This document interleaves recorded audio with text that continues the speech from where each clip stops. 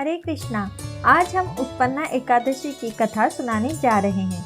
उत्पन्ना एकादशी का महात्म्य भविष्योत्तर पुराण में भगवान श्री कृष्ण अपने सखा अर्जुन को बताते हैं। नैमिषारण्य में एकत्रित हुए सभी ऋषियों को सूत गोस्वामी बताते हैं, भगवान श्री कृष्ण ने अर्जुन को बताए अनुसार जो नियम पूर्वक एकादशी व्रत करता है उसे इस जन्म में आनंद और अगले जन्म में वैकुंठ लोक की प्राप्ति होती है। एक बार अर्जुन ने भगवान श्री कृष्ण से पूछा, हे जनार्दन, एकादशी के दिन पूरा उपवास करने से या केवल रात को खाने से या केवल दोपहर में प्रसाद लेने से क्या लाभ मिलता है? तब भगवान श्री कृष्ण ने कहा, हे अर्जुन, हेमंत ऋतु के प्रारंभ के मार्गशीर्ष महीने की कृष्ण पक्ष की एकादशी करनी चाहिए। प्रातः काल उठकर इसका प्रारंभ करें।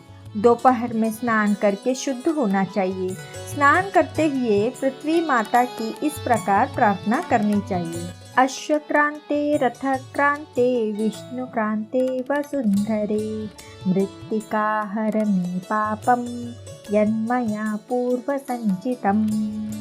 हे अश्वक्रांते, हे रथक्रांते, हे विष्णुक्रांते, हे वसुंधरे, हे मृत्तिके, हे पृथ्वी माता, पूर्व जन्मों के मेरे सभी पापों को नष्ट कर दो, जिससे मैं भगवत धाम की प्राप्ति कर सकूं। उसके बाद भगवान श्री गोविंद की पूजा करनी चाहिए।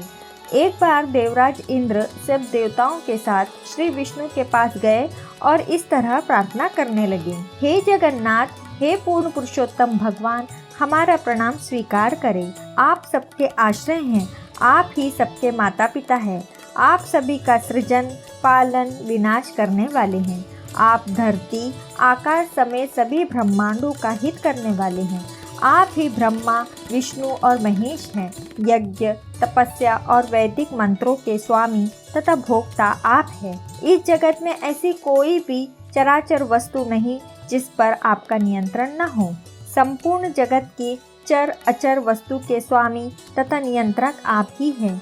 हे पूर्ण पुरुषोत्तम, हे देव देवेश्वर, हे शरणागत वत्सल, हे योगेश्वर, दानवों ने सभी देवताओं को स्वर्ग से भगा दिया है और भय से उन्होंने आपके चरणों की शरण ली है। कृपया उनकी रक्षा करें। हे जगन्नाथ, स्वर्ग से इस भूलोक पर पतन होकर हम इस दुख सागर में डूब रहे हैं। कृपया हम पर आप प्रसन्न होइए। इस प्रकार इंद्र की दया की प्रार्थना सुनने पर भगवान श्री विष्णु ने पूछा, ऐसा कौन सा अविजयी दानव है जिससे देवता पराजित हो रहे हैं? उसका नाम क्या है? उसके शक्ति का स्रोत क्या है? हे इंद्र, निर्भय होकर सभी जानकारी हमें कहो। इंद्र ने कहा, हे देवेश्वर, हे भक्त वत्सल, हे पुरुषोत्तम, देवताओं में भय और चिंता निर्माण करने वाला असुर नंदी जंग ब्राह्मण कुल में उत्पन्न हुआ है। उसके जैसा ही उसे बलशाली और कुप्रसिद्ध मूर नामक बेटा है। चंद्रावती नाम का भव्य नगर मूर राक्षस की राजधानी है। इसी मूर राक्षस ने सब देवताओं को स्वर्ग से निकालकर स्वयं वहां निवास कर रहा है। इंद्र, अग्नि, चंद्र, वरुण, यम, वायु और ईश, ये सभी देवताओं के अधिकार उसने छीन लिए हैं। हम सब देवता मिलकर भी उसे पराजित नहीं कर सके। हे विष्णु, आप कृपया उसका अंत करके देवताओं की रक्षा कीजिए। इंद्र के यह शब्द सुनते ही देवताओं को कष्ट देने वाले मूर राक्षस के प्रति श्री विष्णु को क्रोध आया और वे कहने लगे, हे देवराज, मैं स्वयं उस शक्तिशाली दानव का वध करूंगा। आप सब चंद्रावती नगर चलिए। सब देवता भगवान के कहे अनुसार चंद्रावती नगर में जाकर अनेक प्रकार के शस्त्र जमा करने लगे। दानवों के सामर्थ्य से पहले ही सभी देवता भयभीत थे, पर अब भगवान श्री विष्णु के नेतृत्व में निर्भय होकर देवता रणभूमि में पहुंचे। उन्हें देखकर राक्षस क्रोधित हो गए। भगवान ने सभी असुरों को पराजित किया, परंतु मूर को पराजित करना कठिन लगने लगा। अनेक अस्त्र शस्त्र का उपयोग करने पर भी भगवान मूर राक्षस को मार नहीं सके। 10,000 वर्ष तक दोनों में बाहु युद्ध चला। अंत में मूर राक्षस को पराजित करके भगवान बद्रिकाश्रम में हेमवती नामक गुफा में विश्राम करने पधारे। भगवान श्री कृष्ण कहने लगे, हे अर्जुन, उस असुर ने गुफा तक पीछा करके उसमें प्रवेश किया और श्री विष्णु को निद्रावस्था में मारने का विचार किया। उस समय उनके शरीर से एक तेजस्वी कन्या बाहर निकली। वह शस्त्रों से परिपूर्ण थी।